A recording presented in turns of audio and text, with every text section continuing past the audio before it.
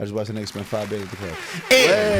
Welcome back. Welcome back to the Free Gems Podcast, ladies and gentlemen. Free Gems Podcast. We got G's here. I got K Senko across the room to my right. You already know what I mean? We here. You already know, man. Listen, it's been a weekly occurrence for the last, 2 years now. We've been moving. You know what I'm saying? Moving and grooving. A little more than 2 years for real, man. Let's, Yeah. Shout out to y'all, everybody that's been tuning in since day one. Shout out to the people that's been tuned in since shit.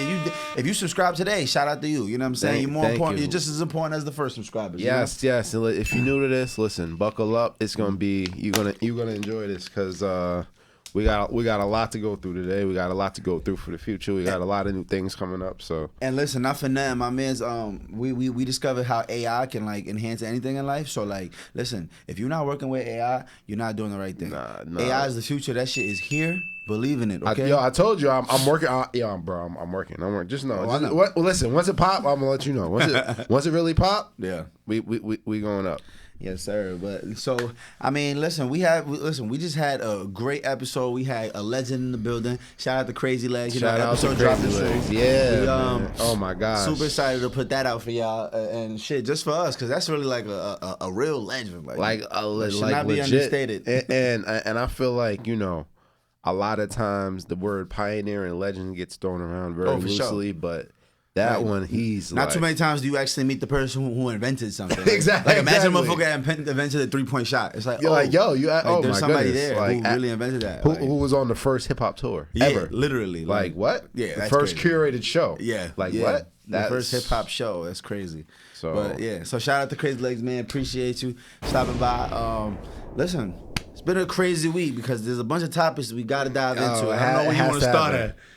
We got to start off with the Diddler, man. We got to start off with the Diddler. Yo, why Diddy got so many catchy ass villain names, bro? The Diddler, Diddy do it, like, like what's really going on? All these shits is hitting. No Diddy, like, bro, this motherfucker's he's a pop culture sensation right now for fucking negativity. Oh, it's man. wild. It's so. For those who have been living, ain't no laughing matter. Let's get into it. For those who have been living under a rock, the footage came out from the hotel room where you see him abusing Cassie and in the right by the elevators. Abusing ain't even a word. He was whooping her ass. But it's actually funny because what we saw in that video is exactly what it said in the lawsuit. Literally. Exactly what it said. The lawsuit stated that he was hitting her in the hotel room. Mm-hmm. In the hotel room, she was being abused. Yeah. He went to go take a shower. So she leaves. She's trying to escape. Which explains why he's running down the hallway with doing a a 40-yard on. dash with a towel on. But while she's by the elevators. Right. So he was like, no, you ain't going nowhere. By the elevator with her shoes off. That's how you know it's real. When you trying to get up out of there with your shoes off. It don't even matter. That means you didn't give a fuck. No, it was real desperation. I need to leave right now. I need to go right now. The Diddler might kill me. So yeah, it literally says that in this. It literally says word for word, bar for bar, what happened in the suit, and allegedly the fact that he paid $50,000 for the hotel in order to get the footage of that. I heard it was $250,000. I heard it really? was $250,000. I heard it was $250,000. I heard it was 50 bands. 50's pretty low. Oh, I ain't gonna lie. If I was that hotel owner, I need more than that, gang. But I need $250,000 to hold this one down. Then again, it's Diddy. I don't want him to blow this shit up because he might blow my car. Yeah, well, you feel me? You can't. Word? You don't want that? He's really a villain, son. That's what I'm saying. Ask Kid Cudi about blowing up cars. Shit, I heard shit. Allegedly, there was $100,000 on Drake's head a couple years back. Listen, allegedly, heavy on the alleged.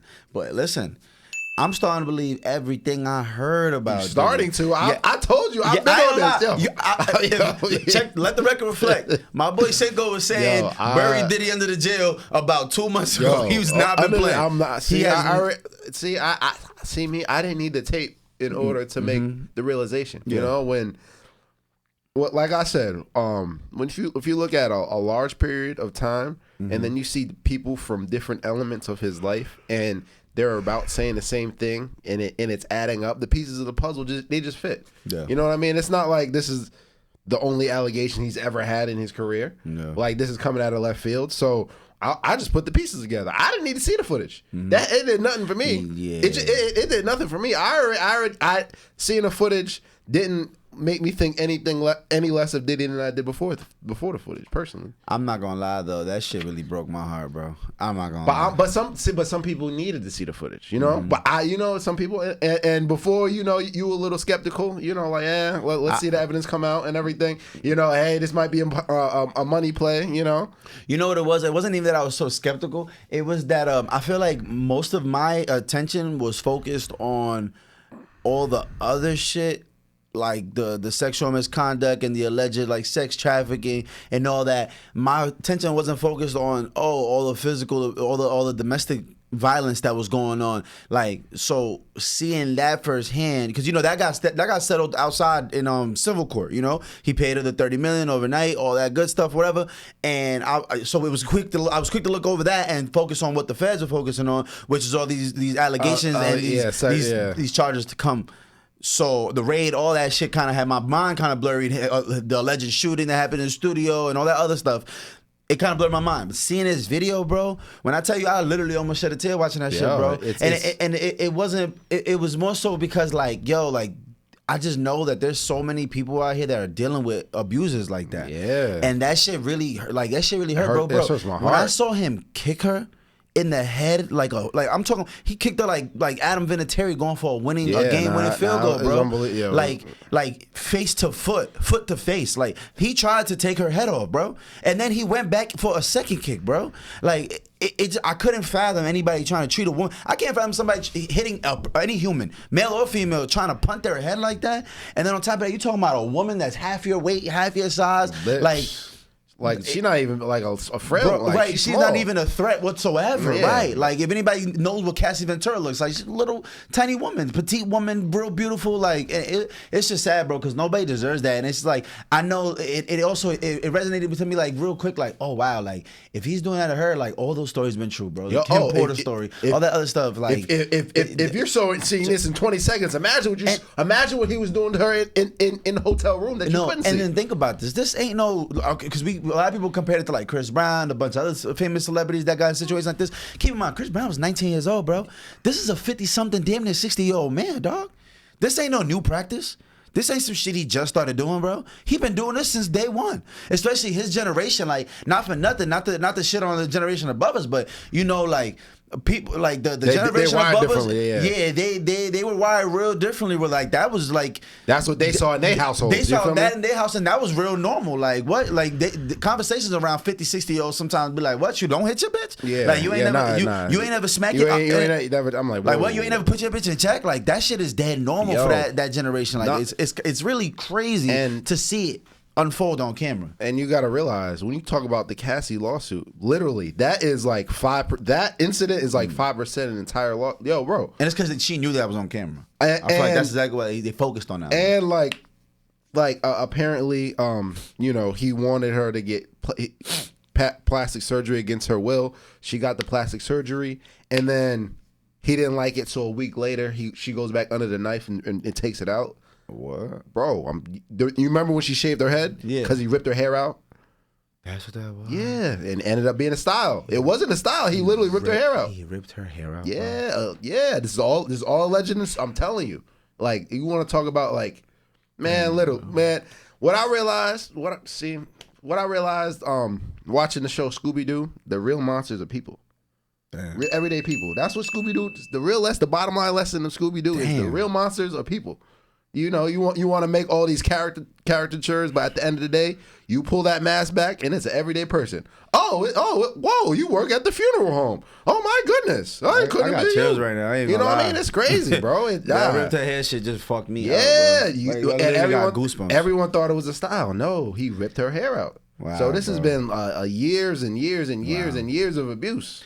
And it's really fucked up too, because it's like a lot of people gonna say like, oh, but she stuck around for her. She had a choice, and don't get me wrong, yes, she did have a choice. At the end of the day, she did. She did stick around, and what people don't understand, a lot of it be fear, a lot of it be the enticingness of the lifestyle. Like, no matter how you put it, like I know people right now that's broke as shit that be beating the shit out of each other, but they stick around because of love or whatever that feeling is, and you know that toxicity that they actually like that shit. They don't even realize they need that in their life, you know. And then it's like, okay, you add that aspect plus, oh, we're on $1 billion yachts, we're on $1 billion vacations, we're in Dubai. Like I could be getting my ass beat by some broke motherfucker. At least it's Diddy. So it's like it's fucked up because that right there is what might keep her. And people underestimate the power of that feeling. And that makes him even more of a monster because it allowed him to get away with shit like this for 15 years. They were together for what? Literally like 10 plus years, almost 15 years since like fucking what, like 04, 05-ish, 03, and then all the way to like 2016. And like, and with how they manipulate and abuse is they slowly but surely take over every aspect of the person's life. Mm-hmm. And he has the money to where he's funding everything. Right. She can't do anything without him knowing. Yeah, that's literally like from morning. That's textbook abuser shit. That's right there. In the suit, it alleges that this first interaction or the first time, you know, she was signed to him as an artist, and she had a boyfriend at the time. Yeah, and he wanted to take her on vacation. Oh yeah, okay. He wanted to take her on vacation to Miami. She didn't want to go on vacation, whatever. He made fake flyers, right, and promoted her as, "Oh, you're performing here, right? You're performing here." And as soon as she got off the plane, he fed her some type of drugs or whatever, allegedly. No, I'm saying this is all like allegedly in the suit, but like, bro, like from day one. Yeah, bro. From day one, it was calculated. That shit is sick, bro. And like you said, they control every aspect of your life. Every aspect of your life. Now he's the manager to your singing career. Cool. Not only that, he owns majority of the publishing and back end to your music. So financially, he's got you in a chokehold. And then it's like, oh, then he makes you dependent on his finances because you're not even getting your proper finances through your music career. And he and a drop of a dime, he could pull your music, he could drop it, he could decide we're gonna scratch this. This ain't coming out for 2-3 years. Now you stagnant and try to figure out what's wrong. You trying to blow your career right. He could deny performances and all of a sudden, nope, Cassie, don't worry, Cassie's too booked for this, she can't perform there. And in reality, he's just holding her back because he wants to. And that's really sick, dog. That's really sick. And I remember before we were talking about it, and you know, a lot of people were saying, you know, this must have been a money play, and I brought up before that. No, it's okay. It's okay. Listen, a lot of people had that reaction, but you also got to realize how abuse works and everything. You know, now she's in a relationship. Anytime you talk about something that happens, you got to reopen those wounds. Yeah. You know, maybe you know how long it is in order for her to stomach or actually live with herself and look herself in the mirror and be strong and confident after that. You know, that literally breaks people. Yeah. No, for sure. That's a different, bro. It's really sad though, because it's so many people dealing with this shit, bro. Yeah. I think that's what really fucked me up too. Like the thought of like, yo, how many people do we not hear about? How many people that's not famous? How many people that's not rich that every day come home and like when it comes to that domestic violence, bro, like those people that once they fall into that rhythm, it becomes a thing where it's like the simplest shit. Like you come home, the food's cold, motherfucker gets to whipping his bitch ass. Yeah. He come home, she taking too long in the bathroom while he went to jump a shot. Just simple shit. I don't even know, but like just the simplest shit. You're right. Like she's in the way while he's already mad all day, and he walks in the house and she's standing there. He just push out the way, move, bitch. That's what I'm talking about. You said it. He was already mad throughout the day. He takes the anger on the world out, right, on your partner, on the person you're supposed to protect, on the person you say you love. Yeah, you take your anger out on the world. You know, something might have happened that day, and your girl might have misstepped a little bit. Then boom, then it's an explosion. Yeah, and that's and like I said this on this podcast before, the most dangerous people in this world are overly emotional men. The most dangerous. Oh, for sure. Prisons are filled with them. Yep. Overly emotional men are the most dangerous thing on this planet. The most dangerous thing walking. Yep. You can't name another animal. You can't think of another parasite. You can't think of another living organism that is more dangerous than an overly emotional man because they're capable of it. Yeah. The thing about women are naturally emotional, but, you know, they might conjure up ideas in their head, but they can't follow through with it. Men can actually do what they're thinking of. Yeah. That's what makes them very dangerous. Yeah, I mean, some women can't, because you know there's plenty of stories of women killing their husbands. That's their shit. Yeah, but what I'm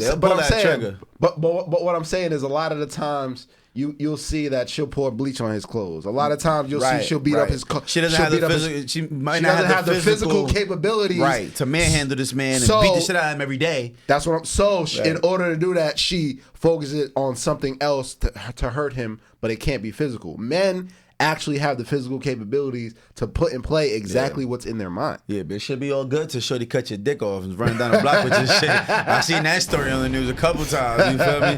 Listen, hey, y'all fuck around with these women if y'all want to. You go ahead. You want to see a real scary shit, a hurt woman's wrath. Go ahead. See, you want to see scorned woman? A scorned woman? Go ahead. Go ahead. Fuck with a scorned woman if you want. They calculated because they have to be. They calculated. Calculating them. They might not be able to beat your ass. I done sat in jail for some shit I did not even do. Didn't even kind of do. Yeah. Over some shit. I'm like, bro, really? This is what this leads to? This was going on? It's chess for them because, like you said, they might not be able to physically.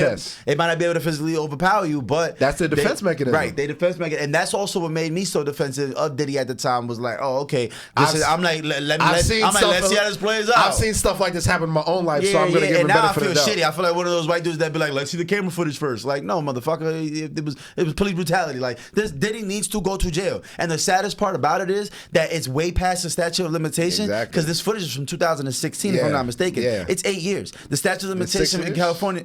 2016? No, 6 years. No, 6 years is the statute of limitation. I think states be different, and there's like a federal statute of limitation. But I think for that type of altercation, I think they said it was 3 years. Actually, I heard it was only 3 years. So California actually made a statement. The state of California made a statement that we can't pursue Diddy for these charges, which is why when he got on that fucking video, bro, and decided to make that fucking apology, bro, nothing made me more mad than to see the back. Nothing made me more mad than to just see him in that background, and I'm like, bro, get in behind that fucking cell right now, motherfucker. I don't want to see you on no cabana. I don't want to see you because if that was me or you, we'd be in big jail, not the little one. We'd be in fucking jail. This motherfucker's at the beach acting like he's sad. You ain't fucking sad, bro. You apologize after the footage came out. Before this, it was all, oh, this didn't happen. These people are after me. These people are trying to target a rich black man that's successful. No, motherfucker. Thank you. It was denied. All these allegations are vehemently false. There's no way out. The truth will come out. And as soon as the video comes out, it was the prototypical abuser apology. Mm-hmm. I was in my darkest time. I don't know what happened to me. And then you got to mention something about God and God. And I'm working on myself. I'm working on myself. Therapy. The lowest moment. I ain't trying to hear none of that shit. I'm gonna come clean. I don't want to hear none of that because when this allegation first dropped, he wasn't apologetic then. It's only after the tapes came out. Exactly. After the tapes came out, it was all And you know what also really pissed me off, bro? Because I'm really looking at that. I'm like, yo, imagine how Cassie had to feel when this motherfucker sitting poolside a couple years ago talking about, I've changed my ways. I'm brother love now. Everything's about love and positivity. Yeah. Love and positivity. Nigga, you was shooting niggas just a couple years before that, allegedly. You was beating the shit out of Cassie just a couple, like, who knows what he was doing that day? He might have been fucking somebody up that day for all we know. But that's when overly emotional people, their emotions change. Right. Like there might be feeling this moment, and then next moment it's literally unbelievable. The way they can morph themselves depending on how they feel. I'm all happy this day, and the next day it's really fucked up, bro. And I mean, honestly, he's gonna have to pay one way or the other, and not monetarily. I mean, like, I think he's gonna do. I don't think he's going to jail. I don't care how powerful he is. He's going to jail because too many other things are gonna keep getting uncovered. And these things like this footage is such a character witness where it's like, oh, that is him right there, bro. The rage that he showed in that video, bro. In order for him to run out, he ran out with his towel, and swing on this woman at the way he swung on her. And then when she dragged her, then tried to fucking take her head off, I said, bro, this motherfucker's capable of anything. What did I say? Anything. That's literally what I said. That's what I said. I said, once I see him do it, I say he's capable of somebody anything. Like that, he's so impulsive, has so much money and so powerful. Yeah. He is capable of anything. Yeah. Anything at the drop of a hat, he's capable of anything.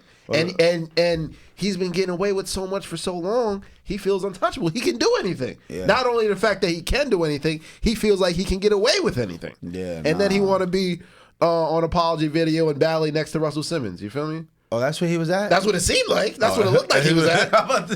You made that shit up just now. You feel me? That's what it looked like. Like, word? He was in Russ? That's what it looks like. Nah, even Russ can't get behind that one. Like, nah, get away from me.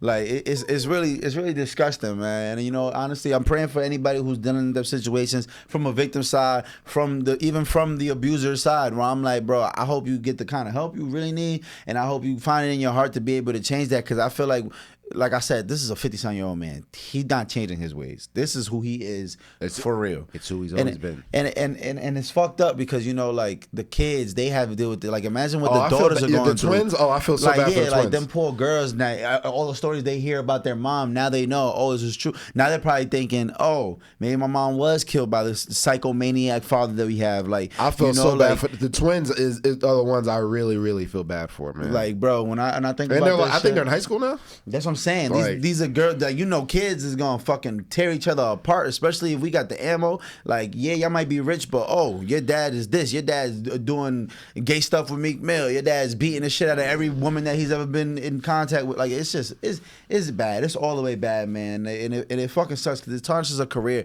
to one of the greatest, like, hip hop moguls we've ever seen or heard. One of the most talented producer, engineer, like, executives that we've ever seen, and it ain't even close. Like, when it comes to talent wise, like, when it comes to, like, what Diddy has accomplished musically, as far as accomplishments, it's really fucked up because all the greats have, like, these crazy, like, behind the scenes allegations and things that get uncovered, and it's like, damn, bro, our heroes, they just find a way to always, like, have something in the background that tarnishes them. It's very unfortunate, and it's ironic because King Combs just came out with his diss talking about being raided. No, you should have raided the house next door. And the FBI was like, okay, watch this. Boom, tape for your ass. Damn. So King Combs has 48 hours to respond. that was a shot back. That's right back. The FBI. He got 48 hours. I'm crying. They got tape for tape. They got tape for tape. So he got 48 hours to respond. Let's see what his response going to be. That's fucked up. King Combs, listen, bro. I don't got nothing against you. I know you just defending your dad, bro. But wrong is wrong. Yeah, bro. I'm about to say take the C, gang. It's over. I know, and it's fucked up because I know he probably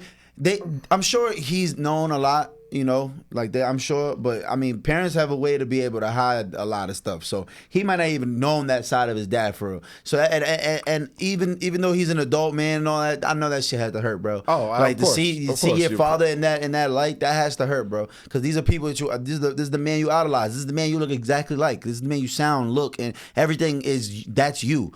So it's like, now all that negativity is associated with you, and that might not be you. You know what I'm saying? Like, I'm still give him the benefit of the doubt, even though he has allegations and stuff that he's working through right now. I'm still giving the benefit of the doubt because, yeah, he's way younger, and I don't know, man. It's just all bad. It's all fucking bad. It's a horrible situation. Yeah, man. It's a horrible situation. Cassie got her $30 million, but don't nobody ever deserve to get their ass whooped like that, 30, bro. Yeah, no, that's what I'm saying. Ever, and I'm happy she moved on. That's just what we saw, that was a 20-second clip. That's just what I'm saying. We saw, bro. 20-second clip. And if you're able to lose your fucking nugget to the point where you do that knowing you're in a hotel room with cameras, listen, what in the fuck are you doing when you know I can keep this girl in this mansion for the next 2 months if I got to? The arrogance, and you got to realize when Diddy stay in a hotel, you think he ain't rent out that entire hotel? You think you about to walk out your room and see Diddy next to you? Nah, I don't know. You think he probably had the whole wing to himself? At least that whole floor. At least that whole wing to himself. Yeah. But like I said, I can understand if the majority of what she was alleging and the lawsuit was this. That would be bad. But this is a little bit of an entire story, years after years of abuse that's been written down and recorded allegedly by her, you know? Yeah. This is a micro fraction. But the fact that you see those images, that gets people, man. Ain't nothing worse than that. Nothing worse than that footage, you know? Ain't nothing worse than that footage. That footage is damn. Hopefully, hopefully she gets the closure she needs. She'll never be the same no matter how much money it is. And that's my thing. I see a lot of people talking about, well, she got the money. Anybody will take it, man. Man, I hate that, bro. I hate that. it's not all about money. Everybody wants to boil everything down to money, dollars and cents. It's not all about money. No, it's definitely not all about money. It's that trauma you cause. That's what I'm saying. She'll never be the same. Yeah, no, for sure. You'll never be the same. You know, like she might never take showers the same again. You never there might be one little moment throughout that 10 years where something happens and it brings back everything. 100%. You know what I mean? 100%. You might not be able to do certain things the same again. Like it's not about money. Nah, and people always want to make it about, oh, she got her settlement, she got paid. Like no, it's not about that. Yeah. I don't give a fuck about the payments. Yeah. Nah, she deserved that money. Yeah, no, you feel me? She deserved that $30 million. If you ask me. 30 million is tough though. I need that 30 million. I would have been run me my 30 gang, respectfully. run me my 30 because this shit coming out. All right, and it's crazy too because apparently I don't know if you saw it. So 50 Cent, he's had a whole lot to say about it since the beginning of time. Before you say what you're gonna say, let me just say this.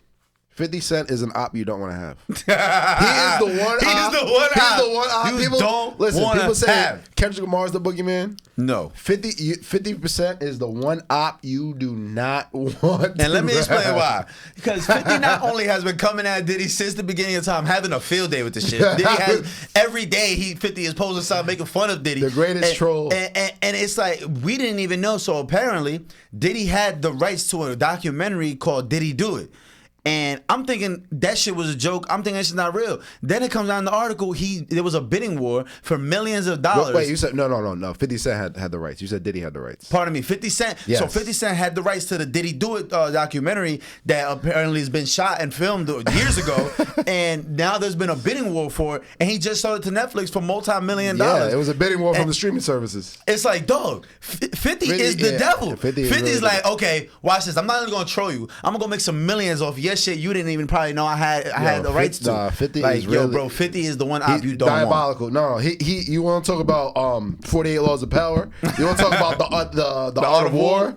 Yeah, 50 Cent. Yeah. If you want that, if you want to one up your ops, always study 50 Cent.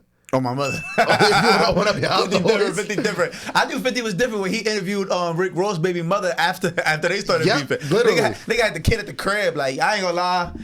They playing different. They was playing different. They were like, yo, he was like, well, wasn't he a corrections officer? Like, he interviewed a man's baby mother talking about his and that was way before everybody baby mother was a famous singer, rapper, social media influencer. Yeah, this is way before that. Okay, keep in mind, this is like, you talking like 2006, 2007, 08. Like, it was way before this. So it's not like now where everybody baby mother is popping, got their own YouTube. Everybody has their own motion. Yeah, this ain't Jada Wade and all that. This is a random. Listen, shout out to Rick Ross' baby mother. I don't know her name, but listen, what I do know is 50 is diabolical. 50 Cent is really like, if you were to study all the plays, like, I want somebody to do a compilation of all the plays he's done with all his ops. Like, the fact that I want to see this documentary. I want to see it. Oh, this shit's gonna go viral. Now, what I can say is though, I find it really weird how like with normal court cases, when it comes to like stuff that'll sway the public, you're supposed to hide that. Like, I feel like courts they normally suppress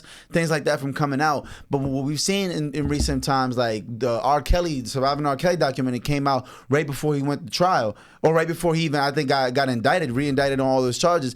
And it was kind of weird because it's like, yo, bro, like, how you going to sway the whole public opinion and then put this man on trial? Of course he's going to be guilty. The whole world's watching this documentary in real time, and we're all formulating a supreme negative thoughts about this man because right before the trial. So it's like, how do you get the right? How do you get the right jury selection? How do you get the right people when it's like, yo, you're dropping a fucking 10-part documentary explaining how much of a like demon this guy is before he even gets on trial? It's like, I'm not defending Diddy, but I think that is a little twisted. I don't think that's how we should. I don't think America should be able to do that. But in other words, you another way you can spin it is, I don't know. I can't think of an example on my head off the top of my head, but there's been times where stuff like that comes out and the DA can make an indictment based off the evidence that comes out. You feel me? But beforehand, they didn't have enough to actually put the pieces together for an indictment. But like a documentary might come out about the incident. Oh, boom, that was the pieces we need to actually make an indictment. You feel me? And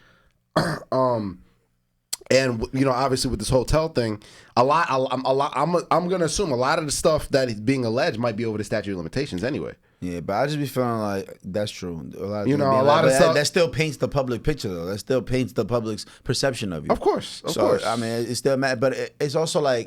But to be honest, if it comes to him, I don't care about an impartial jury. Guilty. Yeah, he's guilty. That's for sure. Guilty. Fuck all that. It went from guilty to proven innocent. Listen. I've been on the Diddy hate train, the Diddler hate train, man. Yeah, I ain't gonna lie. I want to see the downfall. I want to see the downfall. And back to the whole mogul thing and tearing down the black man and all black leaders and everybody wants to see the black leaders fall. Wrong is wrong, man. Wrong is wrong. And it's okay. My thing is, I don't think success or the positive things that you've done in life should ever supersede the negative things, depending on how big the negative things are. Yeah, I don't care what color you are. I don't care how big you are. You shouldn't be too big for criticism, or too big to be indicted. I think everybody should be held accountable for their actions. I don't think anybody's above the law. I don't think that anybody's above the law of court of public opinion. So with that whole, are you trying to tear down our black leaders, our black moguls, trying to put them in a bad light? No, he did it to himself. He did it to himself. It's been decades upon decades, and the chickens come on the roost. Eventually, it all come. Whatever you do in the dark will always come to the light. Damn. Eventually, and this is his coming to light moment, and it's gonna be hard for him to move around. It's gonna be hard for him to get any business partners or business deals. Nobody's gonna want to touch the Diddy name. Nobody's want to associate with the man when it comes to money and public opinion. And it's not something he didn't do to himself. So I don't feel bad for the man.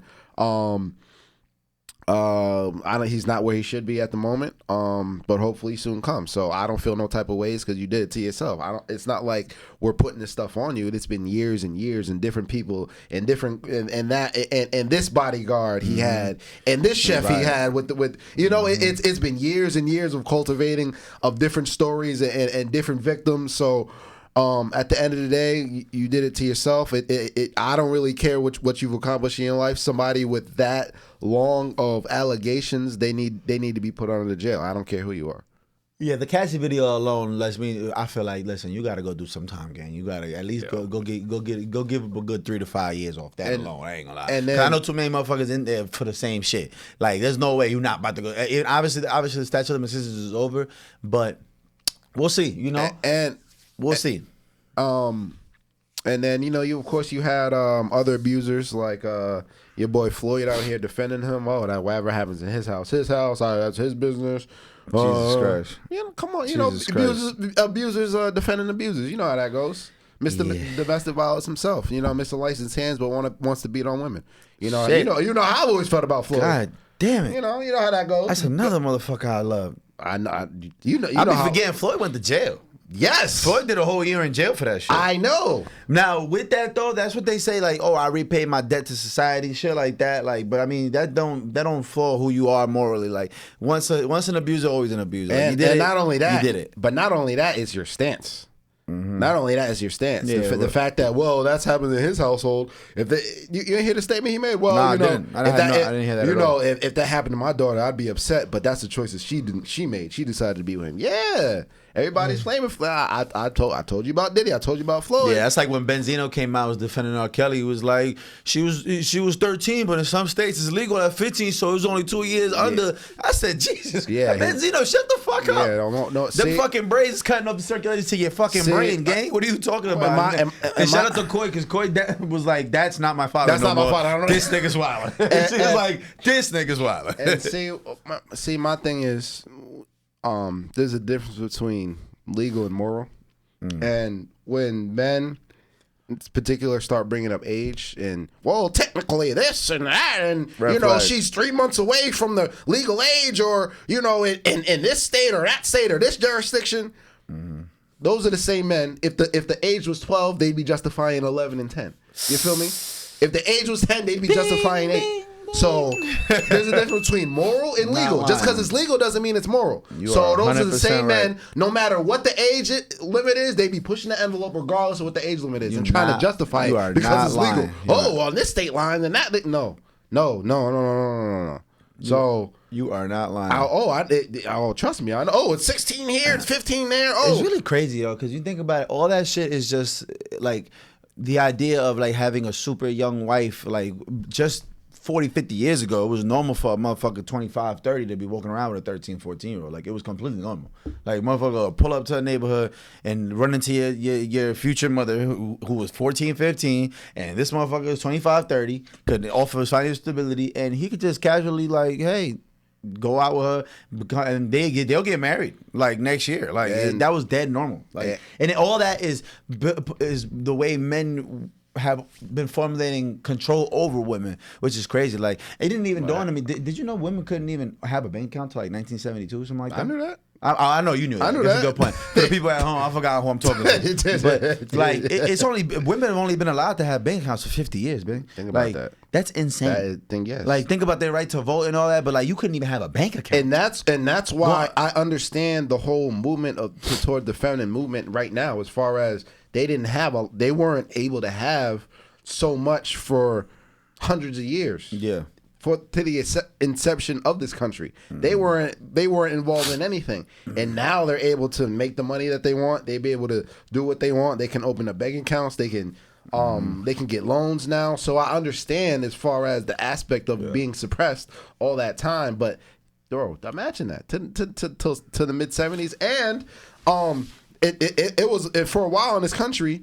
You couldn't sexually abuse your wife if she was your wife. There's no such thing as sexual abuse. There's no such thing as rape. You can't, you couldn't rape your wife because legally that's your wife. That's your wife. You can do whatever you want. Yeah, that shit is insane. You're married to him, and it's crazy. But that's exactly why women were so instrumental in like civil rights and pushing the envelope to this day. They've been always so instrumental because they can relate to the same things that minorities are going to. Because shit, they were being treated as a minority, even though technically women are the majority of this world, which is fucking insane. But it goes back to that physical dominance you were talking about before, and I mean, obviously, generations and thousands of years of the way they've been marginalized and treated as less than compared to men. Like, it's just the way of the world. It's funny you say that because in reality, women are always the ones on the front line to a lot of movements. Oh, for sure. It'd be the men that be cooning. It'd be the men that are cooning. No, seriously. Yeah. It'd be the men that are coons. It's the women that be the one on the front line. They tend to stand on higher morals. Yeah. Absolutely. They tend to stand on a lot higher morals. And you got to realize that being a minority and being a woman, that's two things working against you in society. That's two things that you've had to overcome, or somebody that looked like you had to overcome in a while ago. Yeah, so that's a double hurdle that they're jumping off. But it's always the ones that are always in the front lines of any movement are the women and the young people. The women and the young people. Ding. Those are the ones on the front line. It'd be the men that want to absorb themselves in society and start cooning and trying to start justify how the things are. It's women because they're 10 toes, and it's young people because they haven't assimilate themselves in society. They might not have a family. They might not have to. I feel like once you hit a certain age, or once you have a family, your ideas might get suppressed because you got to make a living. Yeah, it's the young people who don't have to worry about that, who are able to voice their opinion how they feel like it. Yeah. Also, I mean, like it's also, I feel like a lot of it has to do with the women can affect the men in such different ways where it's like, shit, I mean, you got so many men that are married that are like, hey, listen, you got to ask my wife. Or, hey, listen, my wife makes the decisions. Like, I'm just here to support whatever. Like, women control a lot about how a man thinks. It's controlled a lot by a woman. So a lot of times women were the ones that were helping guys realize, like, hey, maybe we shouldn't treat these people like that, or maybe we should be a little more empathetic, or and say in the same way too, just their beauty has been so influential to us, like where, like, I mean, shit, you think about like house slaves, and like the master would take like the most beautiful slave and woman and bring them in the house because he wanted to fuck all day, because he couldn't hesitate, like, hey, she's still beautiful. I don't know what this race shit is about. I know I'm trying to fuck because she's gorgeous. And then they start making mixed kids, and all of a sudden this is family, and all of a sudden it's like it's all intertwined, and it just comes down to like, yo, women been instrumental in this shit from the beginning of time. Like, Sally Hemings, that was Thomas Jefferson. Yeah, Thomas Jefferson's mistress. Yeah, listen, I went to school. Thomas Jefferson's mistress. Yeah, that's crazy because Thomas Jefferson enslaved some of his own kids, which is fucking wild. But that's another conversation for a different day. They have his. I saw something about his direct black descendants living now. It's very ironic. That's fucking crazy. Yeah, every time I see people, every time I see minorities with names like Jefferson and shit, I'm just like, you never know. Like, you never know. No, it's not. Literally though. That's really how that goes. Know. That's how that works. But yeah, another note. I mean, we don't have to talk about Diddy's because it's real easy to get caught up on the Diddy. Let's gotta brush up on some more stuff while we're here because. Did you hear what's going on with Marvin Harrison Jr. and Fanatics? Okay, Marvin Harrison Jr. So you transition into the sports. We're going NFL. Marvin Harrison Jr. and Fanatics. So I did hear a little bit about it, but I mean, if you want, you can go ahead and take the lead on this one. So Marvin Harrison Jr. People had him as the best player in the draft. Right. Highly touted. Father's a Hall of Fame receiver. One of the GOATs. Most underrated. One of the GOATs. Yeah, absolutely. One of the most underrated. Absolutely, I absolutely agree. But so now with these NIL deals, right? What Fanatics? If people don't know Fanatics, they make sporting apparel and jerseys and stuff. Michael Rubin, the owner of the Sixers. Michael Rubin. And so what they start doing is highly touted college players. Their sophomore year, they get them to sign a licensing deal. Right. So his sophomore year, he signs a licensing deal, money up front, and they get to keep all the proceeds from his jersey sales and everything, right? So now he's drafted to the NFL. In order for your jersey to be sold or for you to be in Madden or any licensing, you have to sign an NFLPA agreement. Right. But he signed a 4-year deal with Fanatics. Right. When his sophomore year in college. So now Fanatics is making pennies on the dollar for his jersey and all his rights and everything, and he wants to negotiate, so he's protesting by not signing the NFLPA agreement. So if you don't see him in Madden this year, if his jersey's not on sale, that's the reason why. And Fanatics actually sued him because apparently he was supposed to sign some autographs, but he's been refusing to do everything. Yeah, he's refusing to do so. Free Marvin Harrison Jr. from his contract. Hey, listen, I get that because it seems a little bit what's the predatory. Word? Predatory, right? Absolutely. It seems a little predatory. Absolutely. But a deal is a deal. And you're not talking about a regular kid coming from the hood, from the trenches. No. Your father is Marvin Harrison Sr., dog. He knew what the fuck you was signing. Ain't no way they didn't have the proper legal team looking over them contracts. By the time he was 19, 20 years old playing for Ohio State, everybody knew he was going to be he was going to be a first-round pick. Now, business is business. We're not talking about some. Let me know if I'm chatting. We're not talking about some unknowing kid that's just from the hood that needs to come up. No. You come from money, gang. You come from a background of high level athletics. Your uncles, your friends, everybody you know is high level athletics. You go across the street, your neighbor probably a Hall of Famer. Like, he knows what's up. So I feel like when it comes to contracts and stuff like that, business is business. Business is business, like Doug said. I agree. Business is business. Business is business. Listen. So if you don't want to respect the contract, I get it. Protest, get your money. By all means, I want him to get his money. He should get his everything. Absolutely. Everything should be done right, but you should have known what you were signing up for when you signed. I just want to be 100% agree with everything you said. That doesn't mean it wasn't predatory. For sure. But that's what you signed for. You know you're taking a low-end deal, especially with these NIL, with name, image, and likeness, because people don't know, that's for amateur athletics. For NILs are for before you non-professionals. Non-professionals, a.k.a. the high school kid or the 8th grader. There's 8th grade kids, 7th grade kids running around with $50,000 checks in their accounts. Parents got a trust fund that's already set up. They got $100,000 waiting from when they turn 18 to $250,000, and they're signing 10-year deals and crazy shit like that because people are banking on them being one of the bigger college athletes, and then they'll make their money back in 5-6 years when this kid is a junior and playing at Alabama or something. Like, they're banking on that, and that's the risk they're taking, because in the midst of me paying this 16, 17, 18-year-old, he might go and get into a bar fight and go to jail and not even make it to the NFL. He might pull a Mikey Williams and shoot 2 people in front and shoot at somebody allegedly in front of his crib. You're taking a risk, so that's why we're giving you this $500,000, and we understand you're going to be worth $5 million by 2 years from now when you possibly get drafted. But you took on that you took on that risk the same way they took on that risk by giving this 17, 18, 19-year-old this kind of money. It's like, hey, listen, we got to double back and we got to make something, gang. Like, yo, we know it was a shitty deal. That's why we gave it to you, because we also know that we were risking it. And that's you could have won ACL. You might not even be drafted. You know what I'm saying? And that's exactly why his ass ain't signed. It's NFLPA. Now, he might not be mad. His jersey might not be for sale. That's what I'm saying. Hey, listen, fight it how you got to fight. Fight the good fight, gang. I ain't mad at you. And now they put in a lawsuit against him because about. Listen, if I'm Fanatics, I need my bread. Respectfully, run that fucking check. We paid you. I need my shit. But hopefully, this opens up the eyes to all the talented college athletes far as. But it had. See, I feel like something like this had to happen in order. Yeah. For then, okay, boom. I don't want to end up like that. I don't want to end up not being able to own my rights to anything. Maybe just make it a college thing. Maybe if it was only 1 year or 2 years, but it would be up to 2 more years. Mm-hmm. So and not for nothing. Shout out to him, because this reminds me a lot of like the rap game and how rap contracts have changed and over time, because people see all of the fallacies and they're like, nah, this ain't right, that ain't right. Let's correct this and that, and and it's gonna, like you said, it's gonna open up the doors and open up the eyes for people to be like, oh, this ain't right, that ain't right. Oh, we gonna fix this. Let's change the words here. Let's change the percentages here, because I'm gonna be worth this. I might be worth that. And I mean, sports in general have been changing so much in front of our face these last couple of years, man. Mm-hmm. It's insane. And like I think it's actually for the betterment of the sports, to be honest.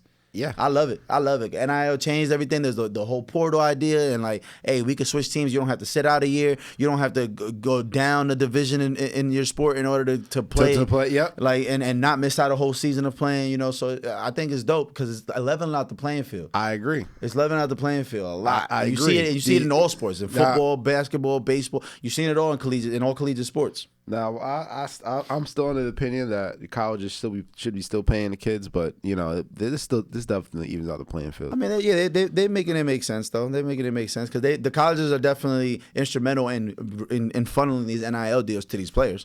Like, it's not like these players. I mean, if you want the kid, you have to. Yeah, that's what I'm saying.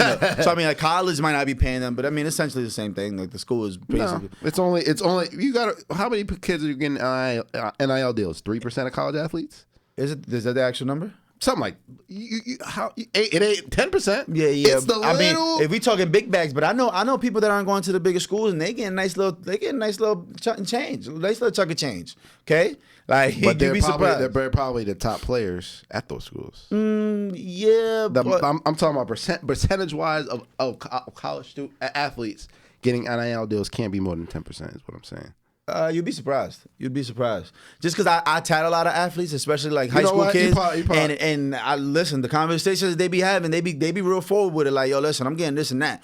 Okay, like I know my man's. They just gave my man's $50,000 a month to play basketball, and it wasn't the biggest school. I don't want to name the school because then it'd be pretty obvious what I'm talking about. But we'll talk about that off camera. But $50,000 a month, and he's not the biggest player on that team. He's not the best player on that team. He's getting 50 bands a month, gang. 50 bands. Now, he's a veteran, too, though. He's been in college for a little minute, but I don't want to keep giving out details. But he's getting that bag, okay? My young boy, he just got, I think he told me he was like 80,000 for one season. 80,000, and he might not even play this year.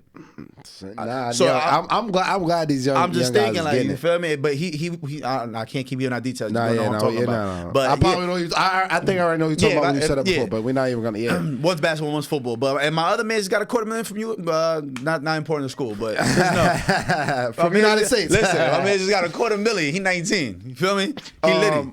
So keep it on the sports topic. Let's go. So what do you feel about the Harrison Butker thing? Harrison Butker speech. I didn't even hear about the Harrison Butker speech. Harrison Butker is the Chiefs kicker, right? You ain't hear nothing about it? What did he do? No, I didn't hear not a word about it. What really? Yeah, I'm under a rock. Harrison Butker, the Chiefs kicker, he was at this commencement speech for this college. Mm-hmm.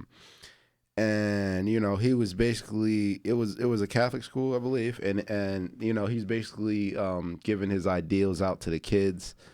He was basically talking to the women, talking about good thing. I'm happy you guys got your degree, but that's not going to be the most important things in your life. A husband and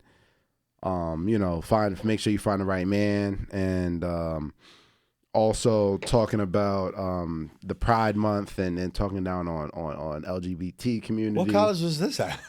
some Catholic school college. And okay. I guess.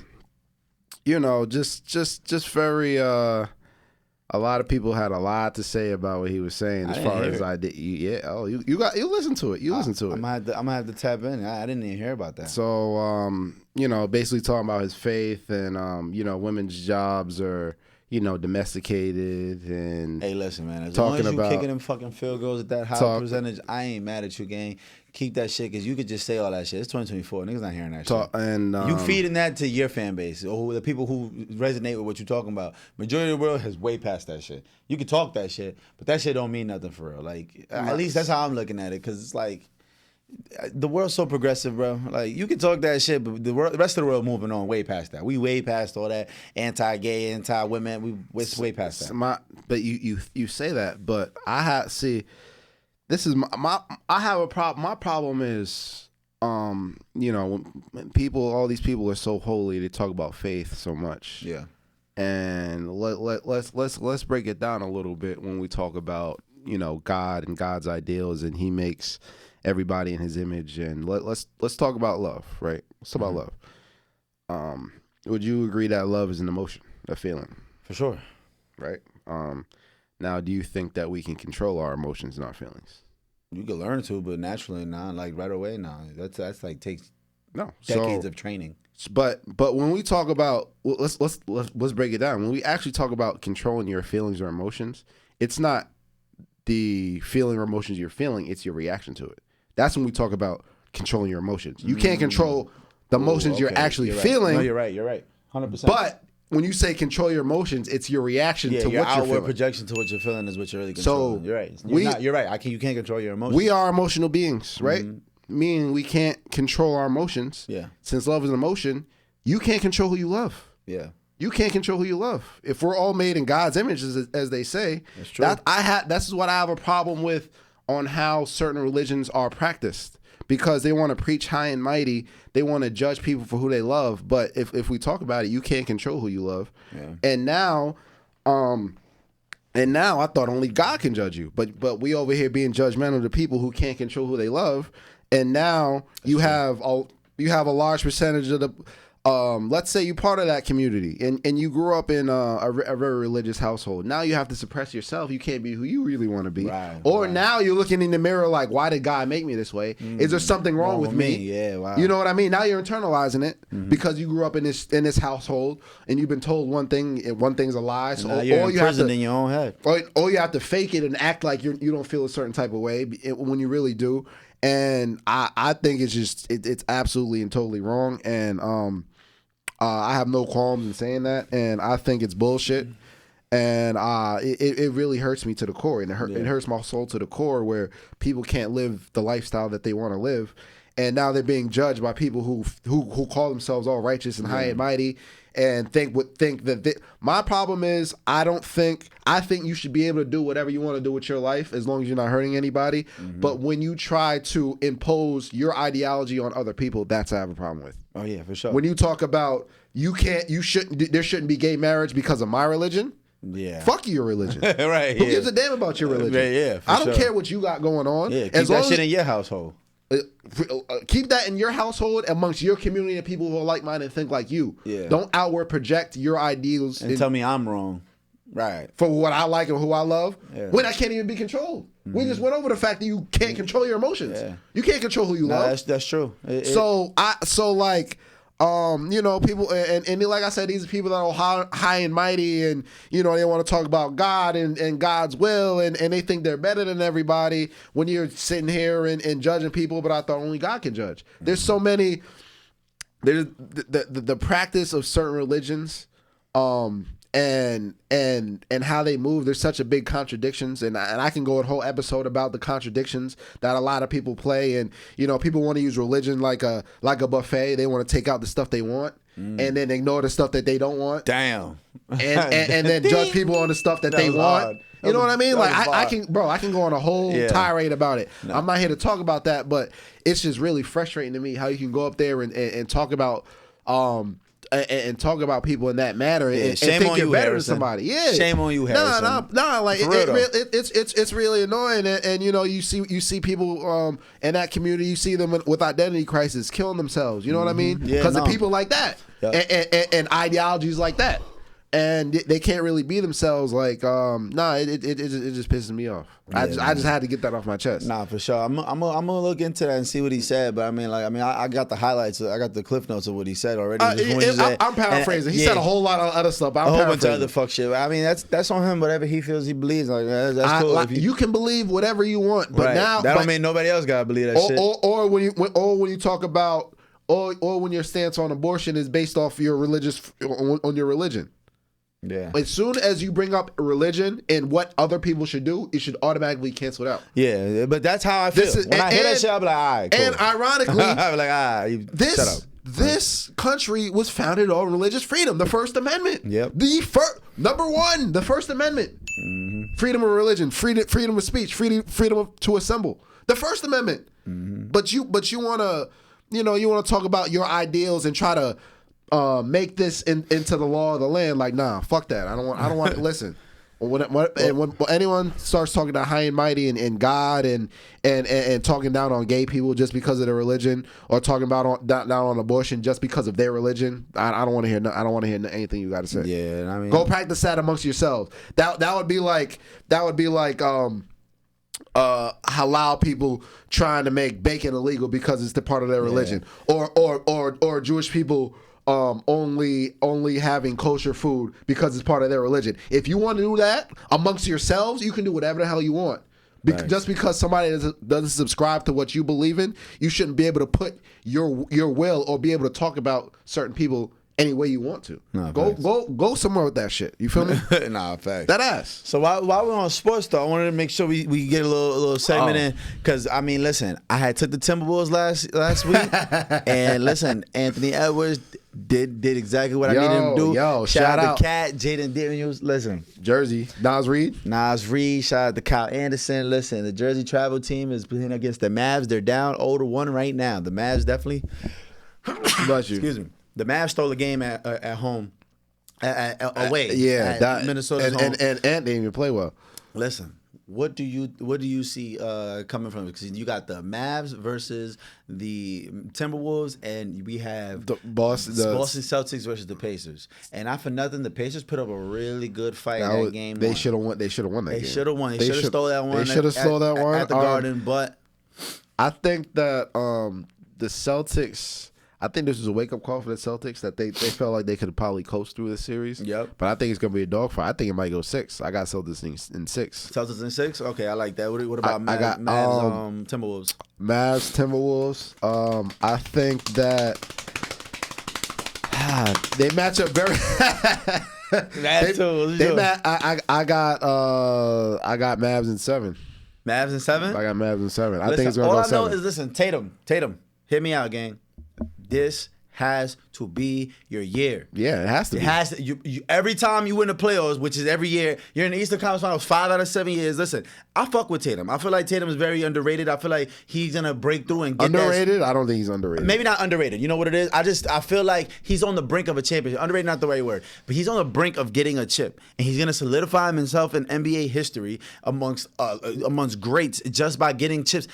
I think this is gonna be his era. I think him and the Celtics will go through a dynasty. I'm saying this now. This might not age well. Give me 5-6 years, Tatum. I got faith in you, gang. I think you're going to get multiple chips. But this has to be a year. Every time the Celtics have gone to the Eastern Conference Finals, they face fucking juggernauts. Or the finals, they're facing juggernauts. Like when they played against, who was it, the Warriors, I think it was, in the finals? Come on. When his first couple years, they had to play the Cavs. Like, he kept facing juggernauts. They lost to the Heat team they should have beat. That Heat, okay, yes, that was a Heat team. Jimmy Butler was on some other shit. They should have drug tested Jimmy Butler every night. Still should have beat him. They definitely should have beat him, but that's not the point. He was still young bull, playing against vets. Feel me? Eric Spoelstra.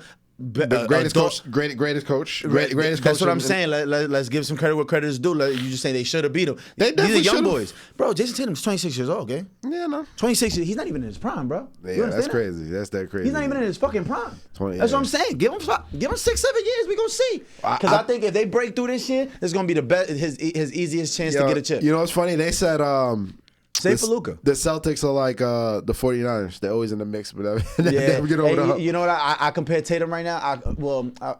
I've been comparing him to Peyton Manning, but it's not the same because Peyton was getting MVPs and shit and was known as like probably the best player in the league for a little minute before he got a chip. But Peyton went 8 years, 9 years before he went and got a chip, like and kept getting there, getting to the doorstep, but ran to the juggernauts, ran to the Patriots, ran to the Steelers. It was always something in a way. And then now, you feel me? I feel like this Tatum's time, man. He go get him one. Listen, you know me. I'm a big Jaylen Brown fan. He's one of my favorite players in the league. I hope Jaylen Brown gets one.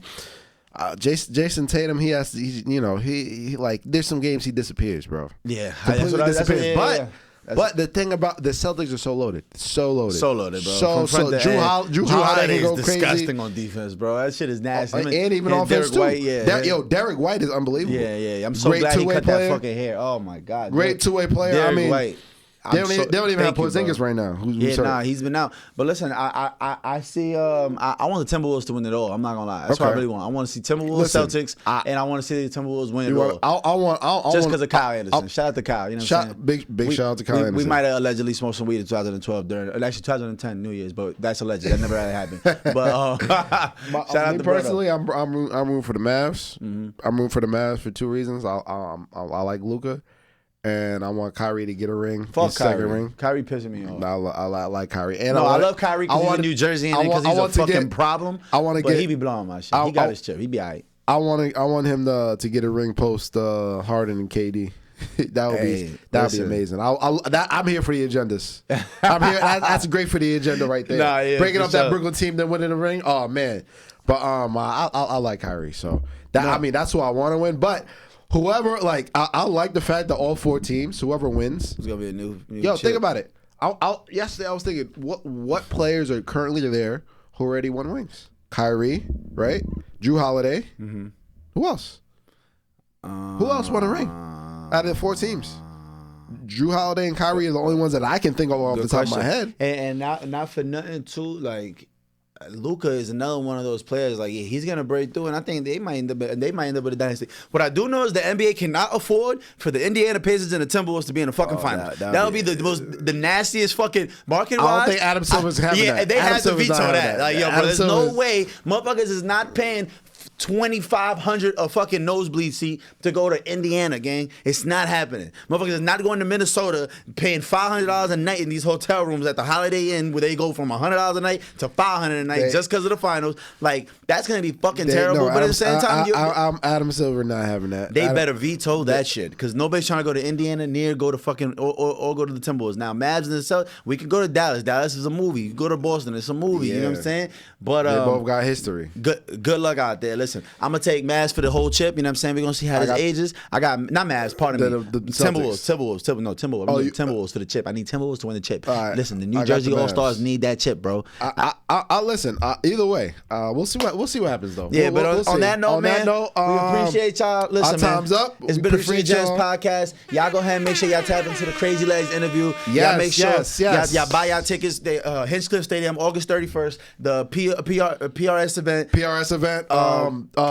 Father's Day, June 16th, the Comedy Club at D Carbone in Patterson, New Jersey. Listen, shout out to Crazy Legs. Shout out to everybody that's been supporting, man. Shout out to the subscribers, the viewers, the commenters, the lovers, the haters. We love and we hate you too. And on that note, we gone. We out of here. I got it.